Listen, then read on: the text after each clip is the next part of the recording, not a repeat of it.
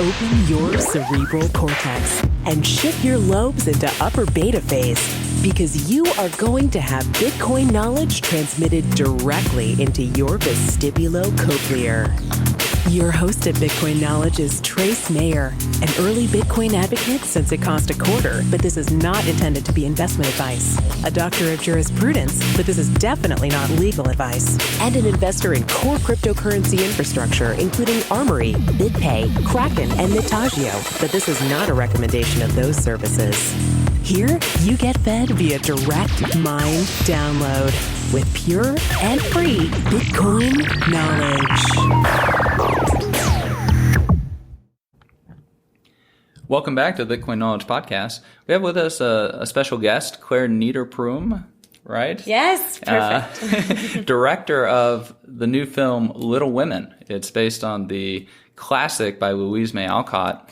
And it's not particularly Bitcoin related, but I was invited to see the film last night, and so I went, and it was just phenomenal. And for an independent film, not from a major Hollywood studio, I really like the message that it got across, the feeling that you have leaving the theater.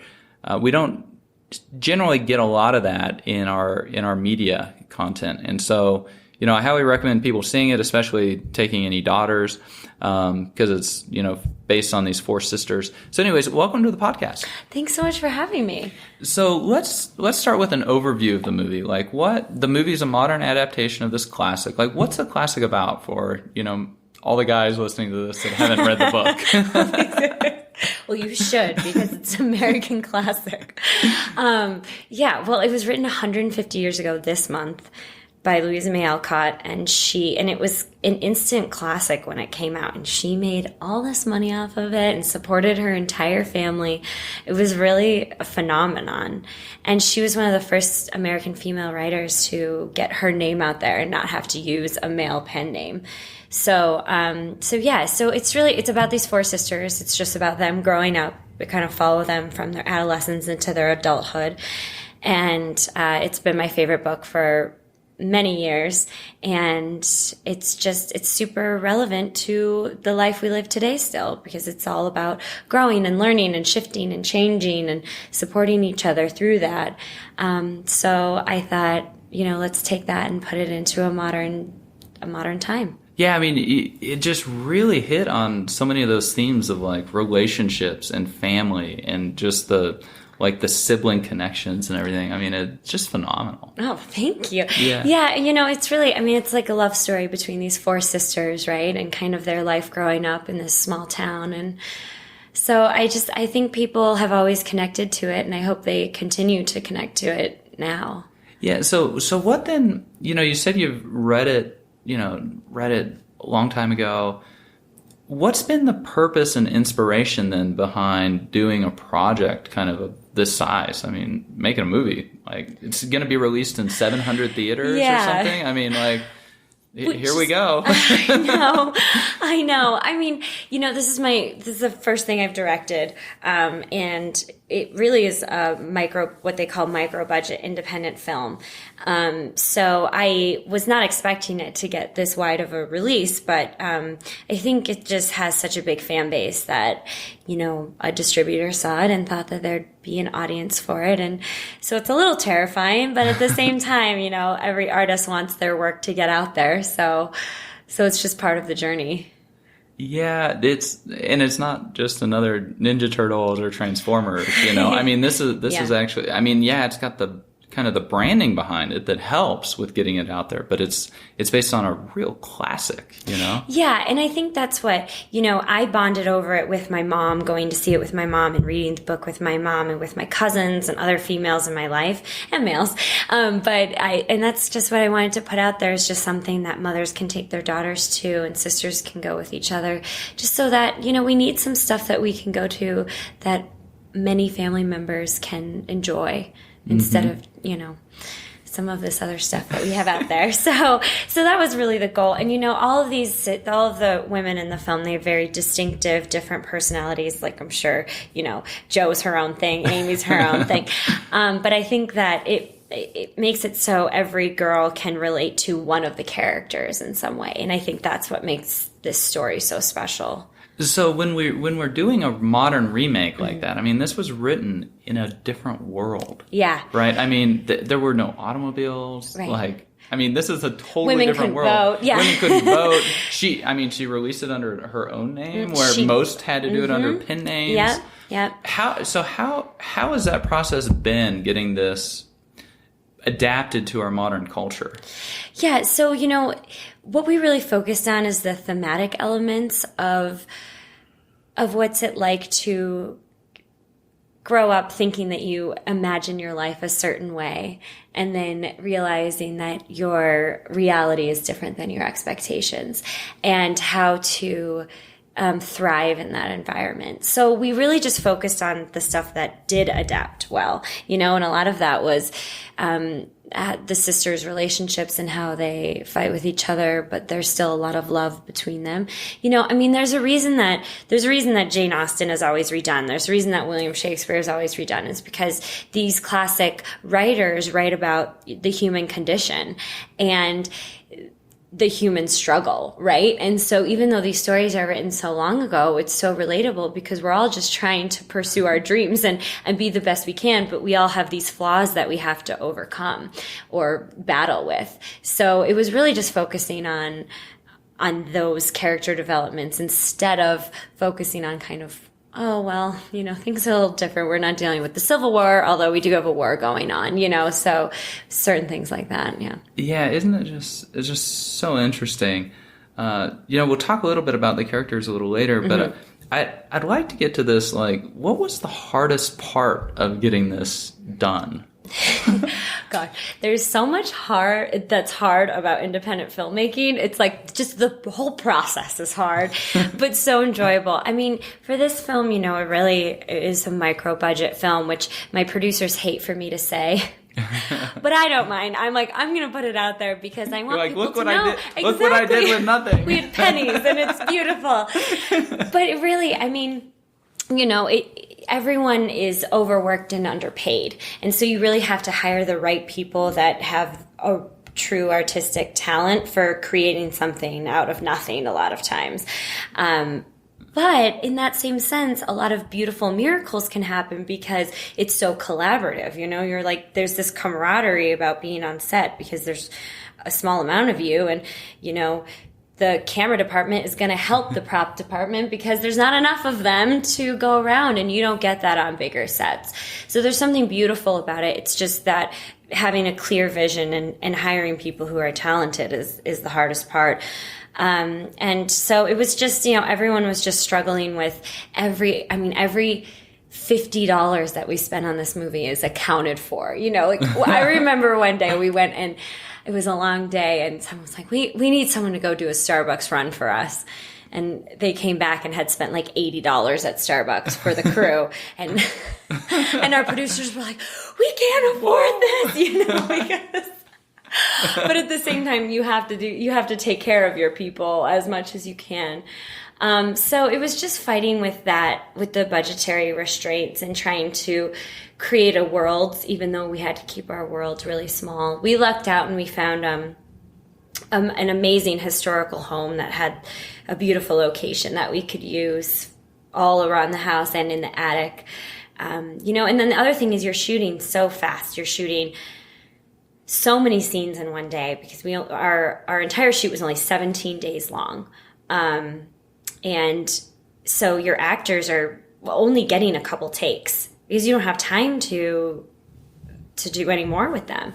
So there really is a struggle of hiring or casting the right people who can pull off the character that quickly, or that you can have such a fast communication. It's like, okay, you got to redo that again right now, but show some more emotion, and they have to be able to snap right into it. Yeah. So that was, so that was definitely the most difficult. So, it seems like that got woven into the film because, Jo is struggling with her book, and in a lot of ways, it seems like you've created your own castle in the air, this own dream, and now it's going out to 700 theaters. I didn't even know about it, so I didn't have an opportunity to fund or anything. But I might have given something like this a shot. Yeah, you would have supported us a little bit. I would have at least looked at it. I had a friend actually. He had sold his mutual fund. He had 2 daughters, and he wanted a film out there that taught like kind of a good moral story for his daughters. And so he funded the movie Soul Surfer, where Bethany got her arm bit off by the shark. And everything that went along with that. And, it was a great movie, and then it actually turned a profit. So, like, it turned out to be... That's amazing. He had like a $25 million budget, and then I think $40 million on distribution. And, you've done just a whole lot more with a lot less, where, from what I understand, that's where you can get really big upside if it, like, kind of catches fire, which tends to happen when you're talking about these family, like, emotional sibling struggles and everything. Exactly. It just connects with so many people. Exactly. And I think sometimes people want things, Hollywood tends to want things to be edgier, but they're forgetting that a lot of life isn't that. A lot of life is just dealing with the love of a family. We all can relate to a sibling relationship and how you've grown up with a brother or sister and the differences you have. And it doesn't all need to be this sort of harsh edge to life, because there's a lot of goodness there and there's a lot of kindness there. And so I think sometimes we need to focus more on that in the films that we're putting out. At least we try to. Yeah, that's what Bethany ran into, because she got her arm bit off by the shark, and a really big part of her recovery was with her family and like her church group and like her youth counselor, who got played by Carrie Underwood. But when she was shopping it in Hollywood, like, they wanted to kind of excise all of that out of her story. So, like, her story would have gotten told, but in a very inauthentic way and not true to, like, the true story, And so she was able to find David, who funded it, and, so they kept a lot of those elements in it, and who knows whether it did as well as it would have had Hollywood picked it up or not. But it's interesting that, like, you have to have that monetary sovereignty to have your voice in the artistic kind of endeavor. Would you kind of agree with that? Absolutely. And there is sort of this disconnect between sometimes Hollywood and the rest of the country in a lot of ways. And I think we're trying to bridge that gap and try to tell more people's stories and from different angles. I think... because Hollywood is a very liberal place, and not that that's, I live there and I love it and I embrace all of that. But sometimes you forget that you need to tell other people's stories and other people's journeys and embrace that instead of allowing that to fade away, because really then we're not being inclusive at all if we're not including everyone's Yeah, and you might journeys. be like discounting a huge potential market Exactly. that might buy movie tickets, right? Yeah. So we're distributed by PureFlix, but it's under Pinnacle Peak, which is their secular branch. But we've been getting a lot of press that keeps calling this film faith-based, which I wouldn't call it faith-based. I would call it family-based. Yeah, I didn't see anything. Yeah. It wasn't like Passion of the Christ or something that is like, much more. This was much more about family. Exactly. I don't think I even saw like any type of a scripture quotation from a Bible or anything like that in the movie. Maybe I'm not remembering it. No, there's nothing. Why would they call it faith-based? Well, then? It's just because because it's family related. I guess that's so. Very odd. No, it's because the distributors have produced a lot of faith-based films, and a lot of times you just get lumped into. And that's just the bucket that it gets and put that's in. just the bucket, and I don't think there's anything. I'm not scared of that, but I also want people to take each. They should take each piece of art as its own, Yeah. So I hope that both, faith-based audience and non will go see this film, because it's not meant for either or. It's just meant for anyone who has siblings or family or like, I mean, all this stuff, which is pretty much everybody. Yeah, exactly. Because everybody seems to have family of some type. Yeah, I mean, how else did you get here, right? Exactly. So when we're looking at our characters, like Joe, you know, let's get back on track, right? Yeah. Like Joe is, she seems to be kind of a complicated character. Like maybe you could help people She's very like understand this a little bit more. Yeah, you know, we Christy Shimek and I, who's my co-writer, we kind of combined the Joe in the book mixed with Louisa May Alcott a little bit, and we really leaned into a lot of her character flaws. A lot of the other adaptations have made her much more agreeable than she actually is in the book. She clearly has anger issues in the book, and she is a disaster. Exactly. But you know, we really felt, you know, people like that. Oh, you yeah. know? And so it feels very much based in reality. You know, people have been saying, "Oh gosh, she's so much, like she consumes a room," and I'm like, yes. And don't you know people like that? You know, I mean, she's so passionate and she's so reactive. She feels every emotion so intensely that she a lot of times needs to check herself, and she doesn't. And hopefully, you know, her arc is that she starts to, because she has all these characters surrounding her that, you know, kind of have a greater perspective on life than she does. But she's also very self-absorbed, and that was something that Incredibly. Yes. Yeah. But I think, you know, growing up now, and especially in an artist community, that is very true to a lot of people today. You know, they're all concerned about just making a name for themselves and what they can do for themselves. And Jo is very much driven by that. You know, she wants recognition. And so we really kind of played into that. And Sarah Davenport, who plays our Jo, did a great job of just being brave and going for it. And you know, she slowly starts to grow up and realize things along the way. But do you think you were too easy on our character? You know, because people who usually are, you know, these dangerous demons of just self-absorbed narcissism, they usually don't have happy endings in their life. Like, do you think you were too easy on our character in that sense? Maybe, but it's hard. The thing about Jo is that she loves her family so much. So you know how when people are that passionate, the passion can come out in anger and the passion can come out in love. You know, like it works both ways. And so to me, Jo very much loves her family, and she wants to be there for them and be appreciated by them and for them. And so I think what her underlying soul really connects to is that she does want to be better like her family. It's just really hard for her.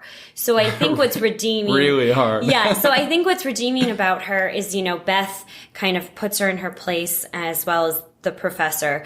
And I think she starts to listen, you know, because I think people do start to listen to those that they love and eventually can take those things to heart.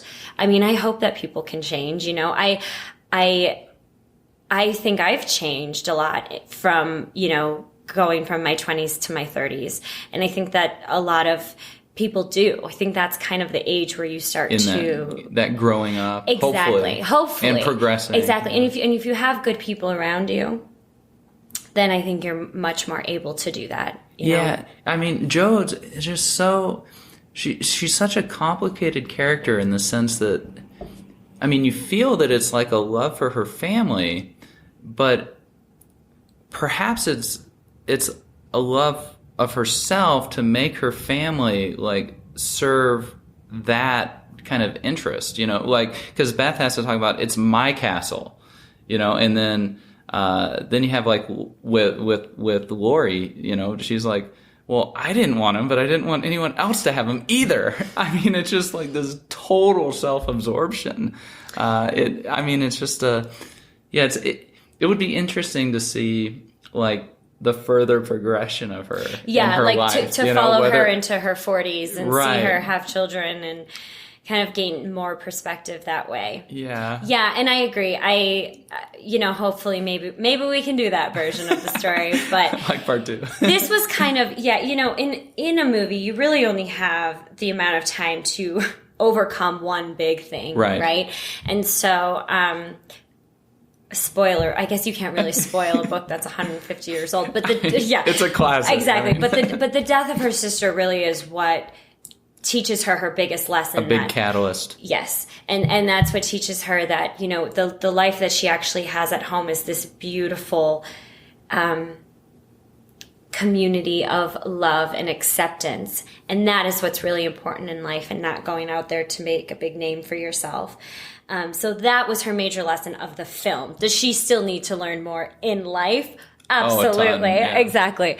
But, for the sake of cinematic storytelling, You only have so many scenes you can put in, right? Exactly. Yeah. Exactly. Yeah, she definitely seemed to learn the lesson that it's not where you go, to like New York City, but it's who you go with. Exactly. For sure. Exactly. So, what was the, kind of the most enjoyable aspects of making the film, or are those still to come in terms of like influence or fan letters or stuff like that, Yeah, it's been an interesting journey. Filming was an amazing experience. We had Leah Thompson, who plays the mother character, who's a veteran actress who's amazing from Back to the Future, as most people know. And so being able to work with her and some of our other actors was an incredible experience. It's just amazing to be on set and see that magic happen, and our production designer turned this attic into this magical place, and that was a really special experience. So I loved filming. I love the process of it. I love the adrenaline you get being on set and how fast things are moving and how collaborative they are, and so that has been my favorite part so far. The release of a movie is an interesting thing because you get everyone's opinion, the good and the bad, and everyone's taking something away or and it's after it's done, right? Like exactly. You can't go in and keep polishing it. Exactly. And with a story like this, so many people cling on to certain things, and I clung on to certain things from the book, and that's what I put into the movie, but other people are going to have other things. Why didn't you put this in, or you left this out, or that's not how I imagine Meg to be, They have their preconceived notions of who Jo March is, Right. And this is my version of Jo, well, mine and Sarah's version of Jo. And so I think that is a little hard. And because this is my first wider release, I'm like, oh wow, I'm really feeling that, like, gosh, this is what they mean, like, from an artist's struggle, because you want to please people, but you can't please everyone, and you just kind of hope that you made something that you can be proud of, I guess. And I am really proud of it. I think we made the most of what we had. And judging by the people who have seen it so far, people really do feel something. Oh, I mean, everybody, like at the screening last night, I mean, maybe there were a self-selected group, but I mean, everybody liked it a lot. Yeah. Really liked it a lot. Yeah. I'm glad. And you're not quite the target audience, but I'm glad you liked it. I was talking with the other guys, and, it's just phenomenal because it's just such a that connection with family and the human condition, like you're talking about. I mean, yeah, it's not got a whole bunch of splashy CGI, but I mean, storytelling is about the story, not about necessarily the props around it. Right. It's about caring about the love story, and this is the love story between the four sisters, I think, in my opinion. I might have already said that today, but yeah. It's a scary thing to put your work out there, and so I'm just trying to embrace it and think, at least I was brave enough to put something out there that can be criticized, right? Yeah. Because you can sit in your apartment and just keep all of it to yourself, which I wanted to do for a long time. I was like, no, I'm keeping this to myself. But it's my, it's my first film, and hopefully there'll be more to come. And I just hope that people can bond over this with their family members. Well, I sure hope you have as much fun as I do, like stepping onto the court, 'cause, I mean, everybody can be like, oh, this or that or whatever. And it's like, well, like, why don't you make a shot? Exactly. Well, at least I showed up for the game. Yeah. I didn't call out sick. It's kind of fun, Yeah, there's definitely, and it can be very invigorating, being involved in the content creation stuff. I mean, we're different fields of it, but still the same type of process, I think, going on. Yeah, and there's this sense of people don't know what they want until you put it out there, and I'm sure you deal with that a lot. It's like you have to be so ahead of the curve. Yeah, magic internet money? What? Yeah, what's that? I want some. How do I get it? I want some of that stuff. Yeah, so you're going to keep at it? We got any next projects? I hope in the so. Works? Yeah, I do. I have. You're not traumatized from this?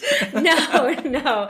It's been great. It's been a great experience. I seriously love directing. I mean, I was an actress for a long time and still am, but directing is more my thing. Why is that? Like, what do you think that is?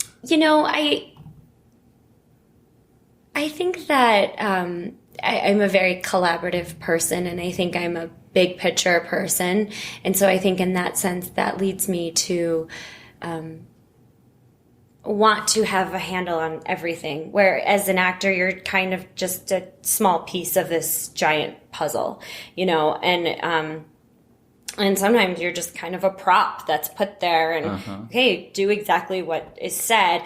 And to me, being able to see the bigger motif of art is just more, it just calls me more. There's just something about it that I like. And I think that, I feel like it's where I'm supposed to be. So, and I never really felt that way with acting. So sometimes you just have to follow your gut with that, And it's also a little bit like the path of least resistance mixed with hard work, I'm sure, as you know. But I mean, I've been writing and doing things forever. And for the past 3-4 years, it was like, oh gosh, we can't get anything off the ground. And then something like this happens, an independent film that's getting, a wide release.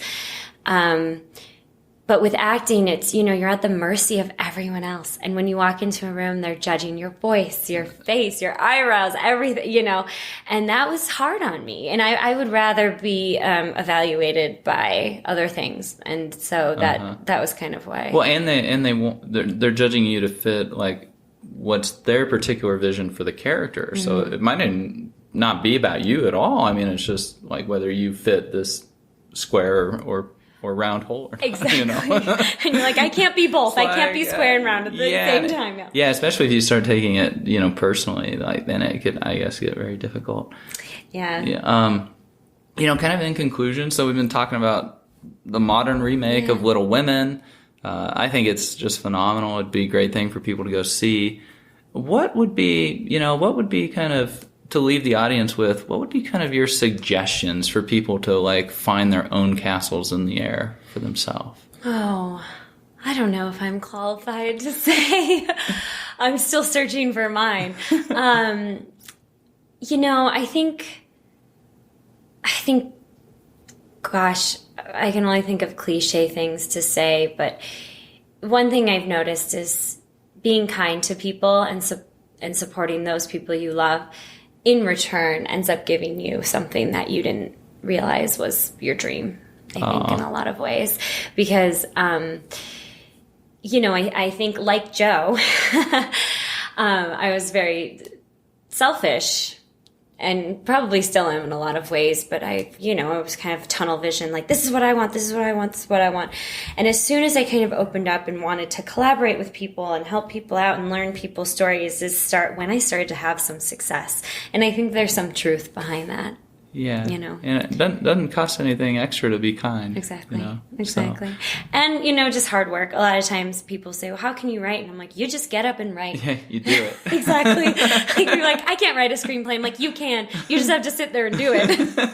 Yeah, so many people just don't want to do the work. Exactly. That's definitely true. Exactly. And, hard work is eventually rewarded for the most part, I think. Yeah, if you're diligent, persistent, kind to people. Goes a long ways. Well, it's been just a wonderful interview. Thanks for being with us. We've had Clare Niederpruem. Yeah. Did I say it right? You did. Now I want to question you about Bitcoin, though, since I know very little. Oh, well, we got lots. Yeah, we got lots of episodes on the podcast for that. Yeah. But Yeah, maybe you'll make a movie about Bitcoin. Exactly. I would love to. That would sure be fun. Yeah, for sure. Yeah, so we've had Clare Niederpruem, director of Little Women, the modern adaptation of Louisa May Alcott's just classic. Thanks so much for being with us. Thank you so much for having me. Perfect. Okay.